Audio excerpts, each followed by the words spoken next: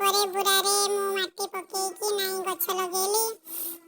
ସେ ସବୁ ଦେଖିକି କିଛି ଲୋକ କରି ବି ପାରିବେ, ସେଥିଲାଗି ଆଗ ମେଥି ମଞ୍ଜି ଯେଉଁ ପକେଇ ଦେଇଥିଲି, ଏଟା ତ ହେଇ ବିନ୍ସ ମଞ୍ଜି ପକଉଛି। ପୁଣି ଏଟା ନାଇଁ ହେଉଛି କ'ଣ ଆମର ସେଟା ମୂଳା ମଞ୍ଜି ପକଉଛି। ମୂଳା ମଞ୍ଜି ପକେଇକି ସବୁ ମାନେ ମାଟିକୁ ଫୁସଫୁସିଆ କରିକି ମୂଳା ମଞ୍ଜି ପକେଇକି ତା ଉପରେ ମାଟି ଟିକେ ଟିକେ ପକେଇକି ପାଣି ଛିଞ୍ଚି ଦେଇକି ଛାଡ଼ି ଦେଇଥିଲି। ପୁଣି ତାର 10 ଦିନ ପରେ ଆସିକି ଦେଖିଲା ବେଳକୁ ଏତେ ସୁନ୍ଦର ଗଛ ଉଠିଥିଲା। ମାନେ ମୁଁ ଯେତିକି ଭାବିଥିଲି ତାଠୁ ତ ବହୁତ ବେଟର ଗଛ ଉଠି ଯାଇଥିଲା ସବୁ।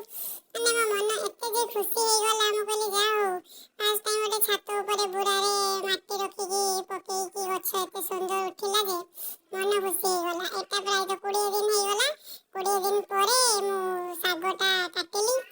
ଆଉ ଯାହା ବି ହେଇଯାଉ, କିନ୍ତୁ ବଜାରରୁ ତ ଆମେ ସବୁବେଳେ ସବୁ ପନିପରିବା କିଣିକି ଖାଉଛୁ, କିନ୍ତୁ ନିଜ ଜାଗାରୁ ଯୋଉ ମାନେ ନିଜେ ଫଳେଇକି ଖାଇବାର ଯେ ମଜା, ସେଟା ଆଉ କୋଉଠି ବି ମିଳିବନି।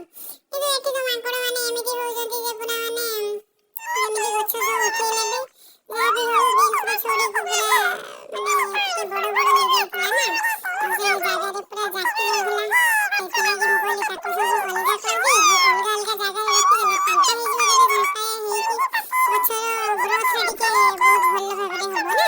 ସେଥିପାଇଁ ସାନକୁ କହିଲି ଟିକେ ମାଟି ନେଇ ଆସ ଆଉ ଟିକେ।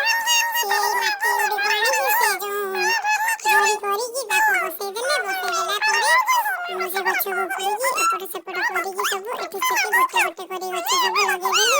ଦେଖିବା କ'ଣ ହେଉଛି, ମାଙ୍କଡ ମାନେ ରଖୁଛନ୍ତି କି ନାହିଁ ଆଗ ଦେଖିବା। ମାଙ୍କଡ ମାନେ ତ ଆସିକି ସବୁ ଆମର ଯେଉଁ ପଡ଼ିଶା ଘରେ ଲଗେଇଛନ୍ତି ତାଙ୍କର ତ ଖାଇଯାଉଛନ୍ତି, କିନ୍ତୁ ଆମର ରଖୁଛନ୍ତି କି ନାହିଁ ଦେଖିବା ଆଉ। ଏଇ ଯେଉଁ ଗେଣ୍ଡୁ ଗଛ ଲଗେଇଥିଲି ସେ ଗଛରେ ତ ନାହିଁ ଫୁଲ ଧରିଲାଣି। ଆଉ କିଛି ଗେଣ୍ଡୁ ଗଛରୁ ତ ନାହିଁ, ମାଙ୍କଡ ମାନେ ଆସିକି ତା କଢ଼ ତୋଳିକି ଖାଇ ଦେଇଥିଲେ।